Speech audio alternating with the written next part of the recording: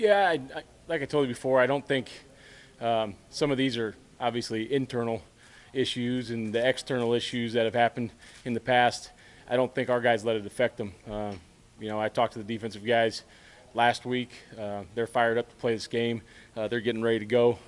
We got some different guys probably seeing some action this week, so those guys are excited to play, and the other guys are excited for them. But these guys are ready to play a football game, and they're excited for this one. A lot of people wondering what you do with that JoJo position. How will that look compared to how it has looked? Yeah, I mean, I think I told you guys before. Those guys, that position's been meeting with me this year. I thought Isaac has done a really nice job all year. He hasn't just got a lot of chances because JoJo's playing some really good football, but Isaac's ready to play. And some of the packages will be a little bit different as we roll out into the week, just versus different personnel groupings. But I don't think you'll see a vast departure from what we have been doing. Obviously, JoJo, you can do a lot of different things with him, a lot of different calls. Some of those calls will be, tapered down a little bit, but it won't be a far departure from what we have going. And I think Isaac's going to do a really good job. JoJo's skill set, and obviously he's a unique athlete, but his leadership, how difficult is that going to be to replace over these next couple weeks? Yeah, I mean it'll be difficult. And he'll be along with us hopefully on the trip and all those types of things.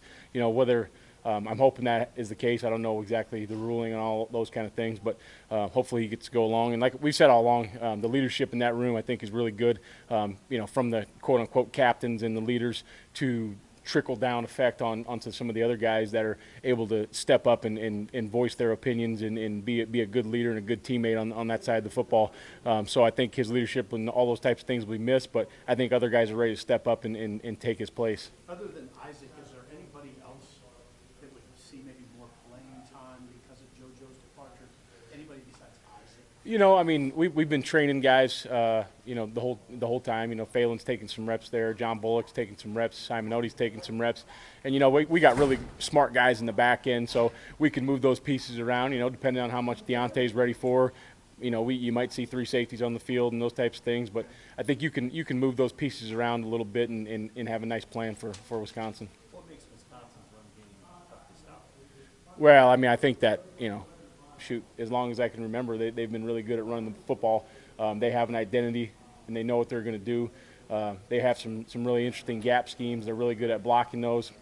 And the other thing is I think their running backs and this young guy, Braylon Allen, he's coming into his own a little bit, and he's done a really nice job as the year progresses of being able to read what they want him to read, put his foot in the ground, and go get what he can. And then, it's just body blow, body blow, body blow, and then they throw a knockout punch and break a big one on you. So I think that they're patient in the run game.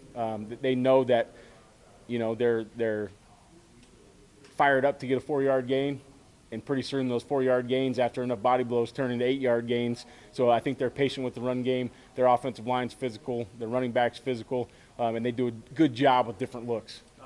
We talked to Luke Bremer, I think, on Monday about why the run defense has gotten better. And of course, the city guys they know the system better than they did. But he also used the word violence. What does that mean to you when a player says that? And also, what does that mean within the context of your program when you guys talk about being violent? Yeah, I think, anytime you're good on defense, and I think it's probably not just our program, it's a lot of programs, but what you want to do on defense is you want to play fast, you want to play physical, and you want to play violent.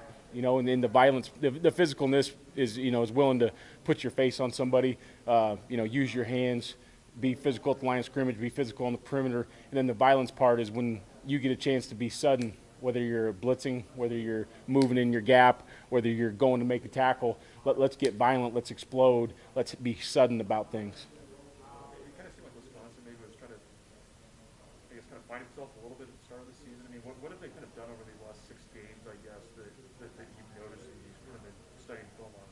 Yeah, I think, the quarterback's settled down. He had a few games where maybe he wasn't at his best at the beginning of the season, but he's done a nice job of progressing, doing what they want him to do with the football. They're able to complement their run game with their pass game a little bit and probably get people loosened up, if you will, in the box. But I think their offense is just clicking now, and they're kind of, like I said, from week 1 to week whatever we're in now, that thing just seems like it's becoming a well-oiled machine. Deontay was progressing pretty well, come off that injury. Is he still on the right track, and what does his return potentially mean for you guys? Yeah, so he's he's practicing right now.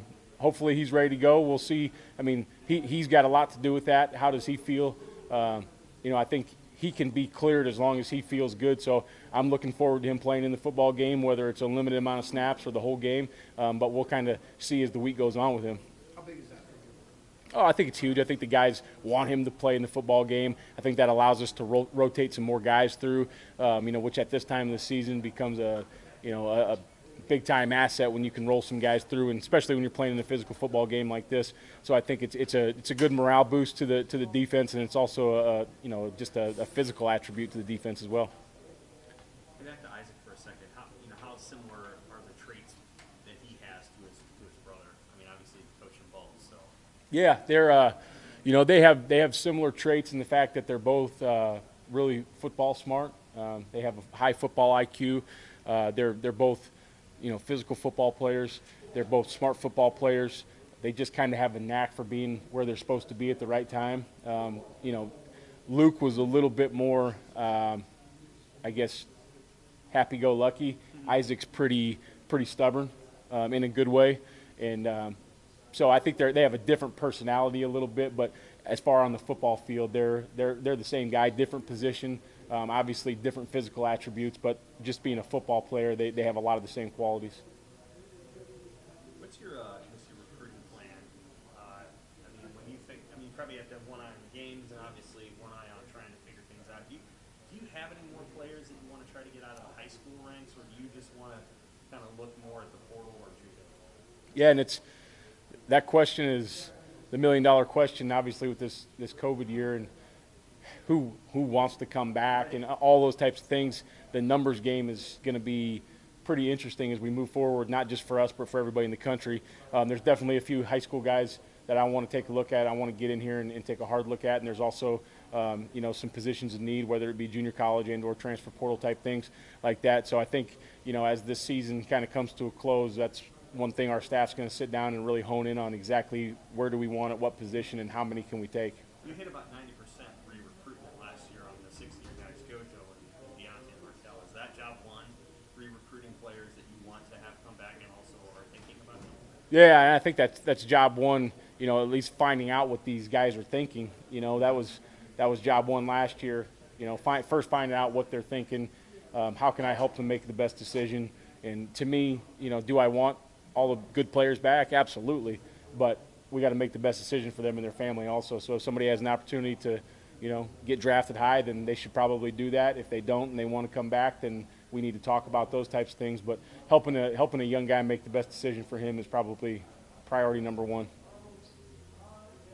Did you guys have any of those types of conversations during the second bye week? I know some offensive guys had mentioned that they were at least kind of thinking about it a little bit, but Yeah, I don't personally, I don't like to have those conversations during the season because I think that just becomes a distraction.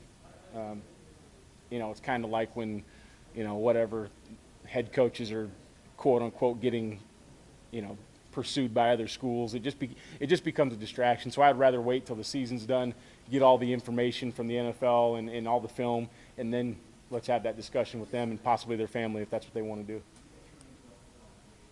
How do you feel like Frost has handled the last couple of weeks, and obviously hard for him?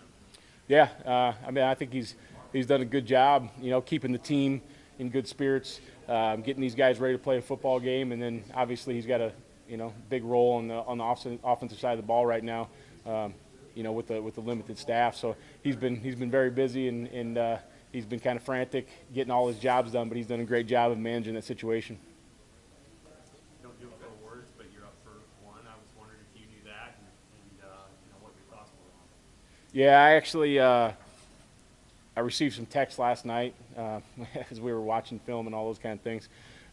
Obviously, feel very honored to be mentioned with the other group of coaches, and to be considered by the Burroughs Foundation and the Burroughs family. But with that being said, usually when things happen in a bad way on defense, that falls directly on me. These types of good things that happen on defense or awards or those types of things, that's a direct reflection of the assistant coaches and the players that we have. And I know that, and I know that I wouldn't be under consideration for any types of things if we didn't have the kind of kids we have and the men we have coaching those positions. So I'm thankful for them as well.